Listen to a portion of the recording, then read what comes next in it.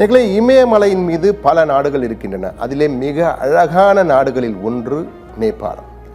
நேபாளம் என்றாலே அங்கு தமிழ் சினிமாக்கள் கூட நிறைய படங்களில் பார்த்துருக்கலாம். அதன் அழகை பல்வேறு வகையில் நமக்கு காண்பித்திருப்பார்கள்.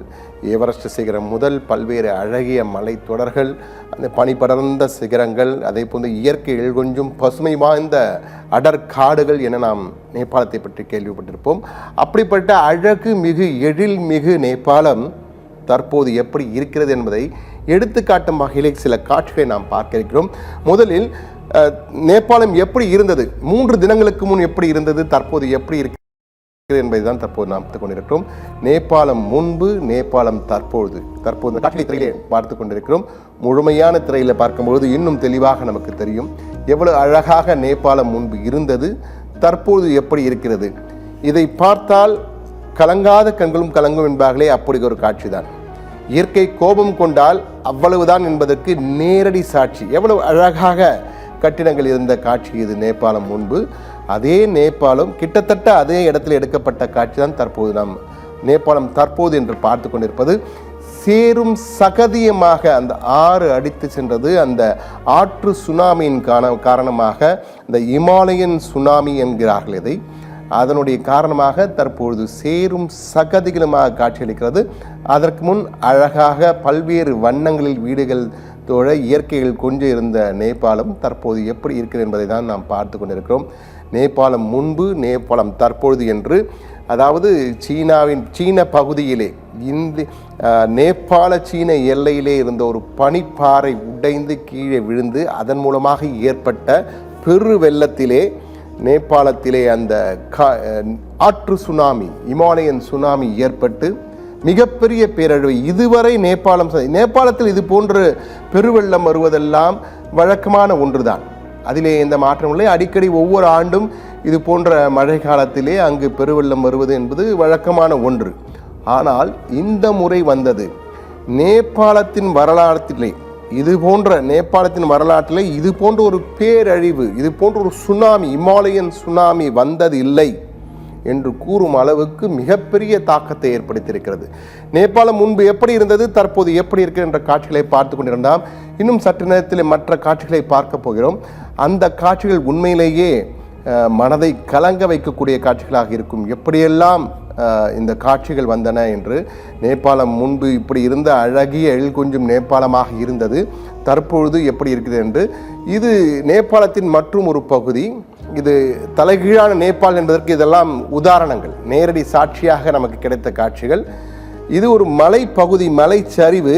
அந்த மலைச்சரிவையே சமதளம் படுத்தி இருக்கிறது. இருக்கின்ற சகதி, கழிவு, மற்ற பாறைகள் எல்லாத்தையும் அடித்து கொண்டு சென்று போட்டிருக்கிறது அந்த காட்டாற்று வெள்ளம். ரம்பன் டவுன் மிகப்பெரிய ஊர் அது, பட்னி டாப் ரம்பன் டவுன் என்ற வகையில். அங்கு லாரிகள் எல்லாம், அந்த சாலை மலைப்பாதை, இது மலைப்பாதையின் சாலைகள் எல்லாம் மூடப்பட்டிருக்கின்றன. சகதிகளும் கற்குவியல்களுமாக, டெப்ரி என்ற ஆங்கிலத்தை சொல்லுவார்கள். அந்த டெப்ரி தான் தற்போது, அந்த அடித்து வந்த டெப்ரி தான் தற்போது பார்த்து கொண்டிருக்கிறோம்.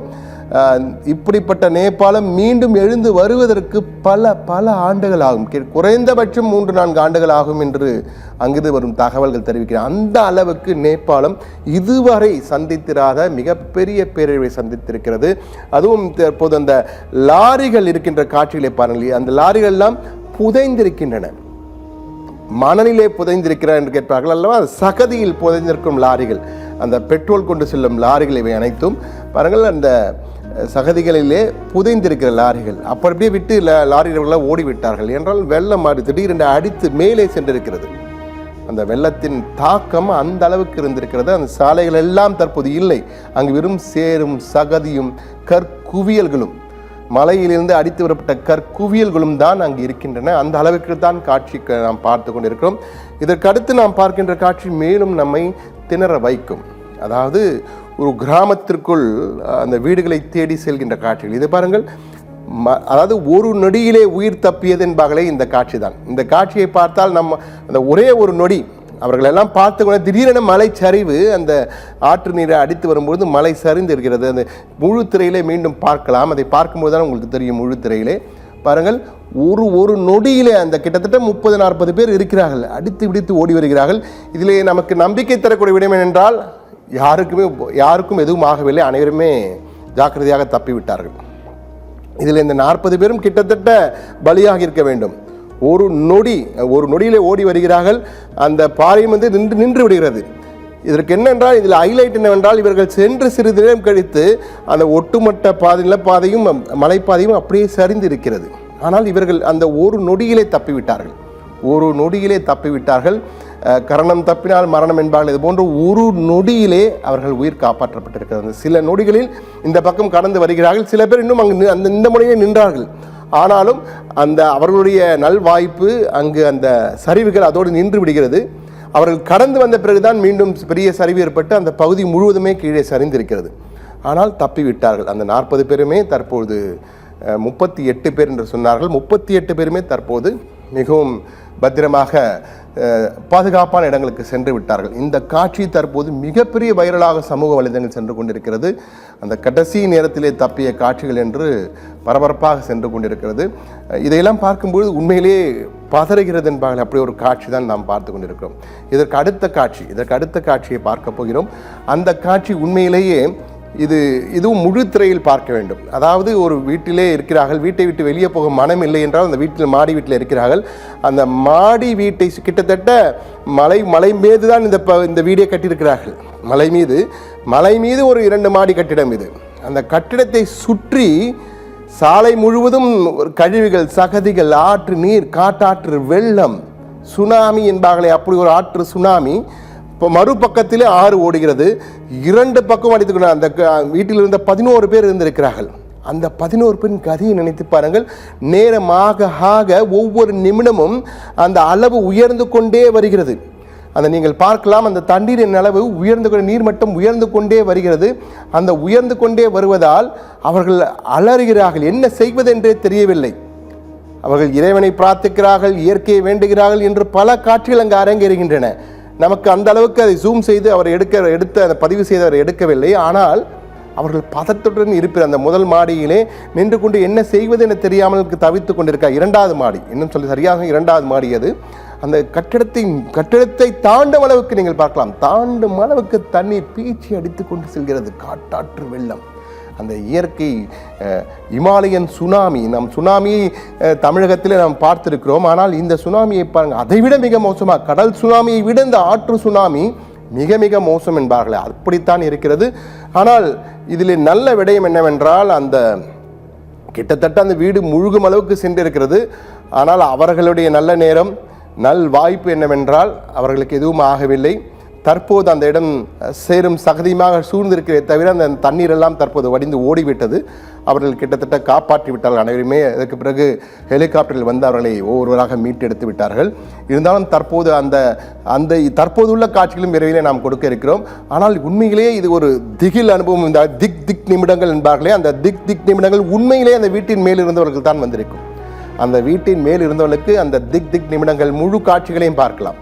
பாருங்கள் எந்த அளவுக்கு அந்த வீட்டை சுற்றி இருக்கின்றவர்கள் அந்த திக் நிமிடங்கள் என்பார்களே, அது உண்மையிலேயே இங்கு தான் நடந்திருக்கிறது. அது இருபக்கம் வீட்டின் இருபக்கம், பின்பக்கம், முன்பக்கம், 2 பக்கமும் பின்பக்கம் பயங்கர ராட்சச கோபத்துடன் ஆறு ஓடிக்கொண்டிருக்கிறது. கோசி ஆறு முன்பக்கத்திலே அந்த சாலை முழுவதும் அடித்து கொண்டு வருகிறது. சாலை கழிவுகள், கட்டிட கழிவுகள் பாருங்கள், கட்டிடங்களாம் இடிந்து அடித்து செல்கின்ற காட்சிகள் இந்த வீட்டிலிருந்தவர்களுக்கு எப்படி இருக்கும் என்று நினைத்து பாருங்கள். மனம் திக் என்பார்களே, அந்த திக் நிமிடங்கள் தான்.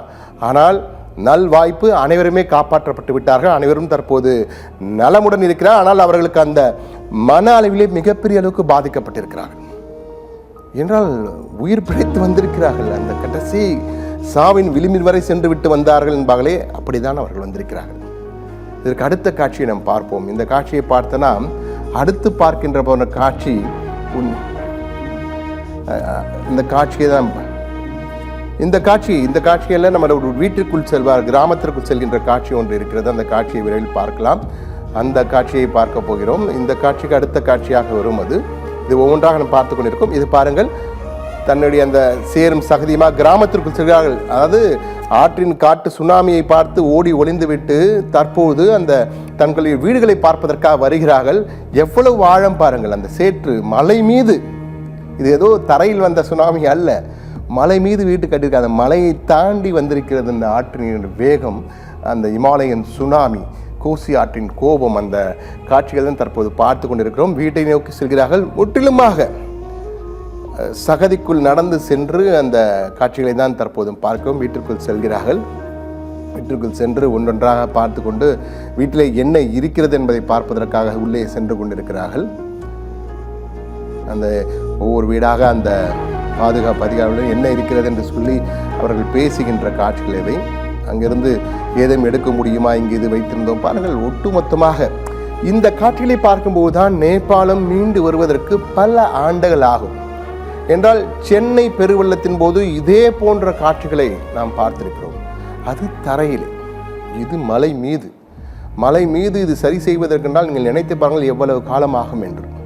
என்றால் இன்னும் பல இடங்களுக்கு மீட்பு படையினர் செல்ல முடியாத அளவுக்கு இருக்கிறது. இதிலும் இந்திய இராணுவம், சீன இராணுவம், நேபாள இராணுவம், 3 இராணுவ வீரர்கள் எல்லாம் உள்ளே சென்று மீட்பு பணியில் ஈடுபட்டிருக்கிறார். ஆனால் இன்னும் யாரையும் முழுமையாக சென்றடைய முடியாத பல இடங்களிலே எங்கு சடலம் இருக்கின்ற தெரியாத அளவுக்கு மரங்களில் தொங்கிக் கொண்டிருக்கிறது. இதை சொல்வதற்கு கடினமாக இருக்கிறது. ஆனால் உண்மை அதுதான், யதார்த்த நிலை அப்படித்தான் இருக்கிறது. அந்த காட்சிகள் எல்லாம் நமக்கு இருக்கின்றன. ஆனால் அந்த காட்சிகளை நாங்கள் காட்டக்கூடாது, ஒளிபரப்பக்கூடாது என்பதற்காக ஒளிபரப்பவில்லை. என்றால் அந்த காட்சிகளை பார்த்தால் நிச்சயமாக மாரடைப்பே வந்துவிடும். அப்படிப்பட்ட அதிர்ச்சி காட்சிகள், மரங்களில் தொங்கிக் கொண்டிருக்க சடலங்கள், புதைக்குழிப்பிலிருந்து எடுக்கப்படுகின்ற சடலங்கள் என சடலங்களின் காட்சி அங்கும் எங்கு நோக்கிலும் சடலங்கள் என்பார்களே, அப்படி ஒரு காட்சி தான் தற்போது அங்கு இருக்கிறது. சென்னையில், தமிழகத்திலே வந்த சுனாமி கூட வந்து சுருட்டி கொண்டு மீண்டும் கடலில் சென்று விட்டது. இங்கும் அடித்து சென்று விட்டாலும் தற்போது மலைப்பகுதியிலே பல இடங்களிலே கீழே அடித்து சென்ற, அதாவது 3வது மலையில் அடித்தவர்கள் 2வது மலைக்கு வந்திருக்கிறார்கள், 2ஆம் மலை அடித்தவர்கள் 3வது மலைக்கு சென்றிருக்காங்க. அங்கங்கு மாறி இருக்கிறார்கள். அந்த அளவுக்கு மிகப்பெரிய ஒரு பேரழிவு ஏற்பட்டிருக்கிறது. மனித இனமே ஆடி போயிருக்கிறது, மனித குலமே ஆடி இருக்கிறது என்று சொல்லலாம். இந்த அளவுக்கு என்றால் பல்வேறு நாடுகளிலிருந்து தற்போது நேபாளத்தை நோக்கி நாங்கள் கை கொடுக்கிறோம் என உதவிகள் குவிந்து கொண்டிருக்கின்றன என்றுதான் கூற வேண்டும். இத்தனை மோசமான சம்பவங்கள் நடைபெற்றாலும் நமக்கு ஆறுதல் தரக்கூடிய சில விடயங்களும் நடைபெற்று கொண்டிருக்கின்றன. இவ்வளவு மோசம் பார்த்தோம், பல இடங்களிலே உயிர் தப்பினார்கள், பல பேரழிவு ஏற்பட்டிருக்கிறது. கிட்டத்தட்ட 500க்கும் மேற்பட்ட உடல்கள் கண்டெடுக்கப்பட்டிருக்கிறது கூறுகிறார்கள். ஆனால் நமக்கு நேபாளத்தில் உள்ள நமது வெளிநாட்டு ஊடகங்கள், நம்முடைய டெல்லி செய்தியாளருடைய தொடர்புகள் ஆகியவற்றின் மூலமாக நமக்கு கிடைத்த தகவலை வைத்து பார்க்கும்பொழுது அங்குள்ள சில நேபாளத்தை சேர்ந்த பலர் தமிழகத்திலே பணிபுரிந்து கொண்டிருக்கிறார்கள். அவர்கள் மூலமாக அவருடைய உறவினர்கள் நாம் தொடர்பு கொண்டு நாம் பேசிய போது அவர்கள் கொடுத்த தகவல்களை எல்லாம் பார்க்கும்போது இந்த உயிரிழப்பு என்பது 1500 தாண்டும் என்கிறார்கள். சிலர் 5000 தொடலாம் என்கின்றால் இன்னும் பலரை காணவில்லை. 1000க்கும் மேற்பட்டோர் மாயமாகி இருக்கிறார்கள். இன்னும் பல கிராமங்களுக்கு இன்னும் மீட்பு படையினர் செல்லவே இல்லை. எனவே போக போக இந்த உயிரிழப்புகள் மேலும் அதிகரிக்கலாம் என்பது அச்சம் தரக்கூடிய தகவலாக இருக்கிறது. இந்த தகவலை பார்த்த நாம், இந்த காட்சிகளை பார்த்த நாம் தற்போது மிக முக்கியமாக மீண்டும் நாம் வரலாம். மீண்டும் இந்த காட்சிகள் நமக்கு பல பாடங்களை உணர்த்தினாலும், இந்த பேரழிவுகள் நமது மனத்தை ரணப்படுத்தினாலும் நமக்கு ஆறுதல் தரக்கூடிய, நம்பிக்கை தரக்கூடிய சில விடயங்கள் நடைபெற்றிருக்கின்றன. அப்படி ஒரு காட்சியை தான் நாம் பார்க்க போகிறோம். பாருங்கள், 48 மணி நேரத்திற்கு பிறகு 48 மணி நேரத்திற்கு பிறகு ஒரு 2 வயது குழந்தை 8 அடி குழியிலிருந்து பத்திரமாக மீட்டெடுக்கப்பட்டிருக்கிறது. இந்த காட்சியை பார்க்கும்போது உண்மையிலேயே நம்பிக்கை தருகிறது. மனிதனையும் என்றும் ஜெயிக்கும் என்பதை எடுத்து காட்டுவதற்கு தான் இது. அங்குள்ள மீட்பு படையினர் உதவியுடன் அங்குள்ள பொதுமக்கள் அந்த குழந்தையை காப்பாற்றியிருக்கிறார்கள். அந்த 2 வயது குழந்தை, 2.5 வயது என்று கூறினார்கள். 2.5 வயது குழந்தை 8 அடி ஆழ குழியிலே சிக்கி கொண்டிருக்கிறது. அந்த சுனாமி வந்தபொழுது, அந்த ஆற்று சுனாமி என்றால் இமாலயன் சுனாமி என்றும் சொல்லலாம், அது வந்தபொழுது உள்ளே விழுந்திருக்கிற அந்த குழந்தை, எப்படியோ குழந்தை இருப்பதை கண்டுபிடித்திருக்கிறார்கள். அதன் பின் அந்த குழந்தையை எடுத்திருக்கிறார்கள். எடுத்து வெளியே வரும்போது அந்த குழந்தையை காப்பாற்றியவுடன் அங்குள்ள முகத்தில் பலருக்கும் காப்பாற்றிவிட்டோம். அந்த கைத்தட்டல் ஒன்று போதும், அந்த கைத்தட்டல் ஒன்று போதும் நம்பிக்கை இருக்கிறது. நேபாளம் மீண்டும் வரும் என்பதற்கு எடுத்துக்காட்டும் வகையில் தான் காட்சிகள் இருக்கின்றன. இதுதான் அந்த மனித இனத்திற்கு கிடைத்த வெற்றி. இது நிச்சயமாக நம்பிக்கை தரக்கூடியதாக இருக்கிறது. எனவே அங்கு உயிர் பலி குறையட்டும். நிச்சயமாக நேபாளம் மீண்டு வரும். சர்வதேச நாடுகளும் தற்போது கை கொடுக்க தொடங்கி இருக்கின்றன. உதவிகள் குவிந்து வருகின்றன. சத்தியம் தொலைக்காட்சி கூட விரைவிலே அதற்கான ஒரு முன்னெடுப்பை எடுக்க இருக்கிறோம். அதற்காக பேசி கொண்டிருக்கிறோம். நிச்சயமாக நமது அனைத்து கரங்களும் ஒன்று சேர்ந்து நேபாளத்தை மீட்டெடுப்பதிலே நம்முடைய பங்கும் இருக்கட்டும் என்ற வகையிலே ஒரு முன்னெடுப்பை சத்தியம் தொலைக்காட்சி விரைவில் எடுக்க இருக்க என்பதை நாங்கள் தெரிவித்துக் கொள்கிறோம். விரைவில் அதற்கான அறிவிப்புகள் வரும். அது தொடர்பாக நம்முடைய நிர்வாகத்துடன் பேசி கொண்டிருக்கிறோம். விரைவில் அதற்கான அறிவிப்பு வரும். ஆனால் இந்த பேரழிவுக்கு காரணம் என்ன என்பதை யோசிக்க வேண்டிய தருணத்திற்கு நாம் அனைவருமே சென்றிருக்கிறோம். இயற்கை கோபம் வந்தால் என்ன நடக்கும் என்பதற்கு இந்த நேபாள பேரழிவு மிகப்பெரிய சாட்சியாக நம் கண்முன் இருக்கிறது. விழித்துக் கொள்வோம். இனி இப்படி ஒரு துயரம் நடந்தாலும் பெரிய அழிவு ஏற்படாமல் காப்பாற்றுவது எப்படி என்பது குறித்து யோசிக்க வேண்டிய நேரத்திற்கு நாம் வந்திருக்கோம் என்று சொல்லி மீண்டும் ஒரு சிறப்பு நேரில் சந்திப்போம். நன்றி, வணக்கம்.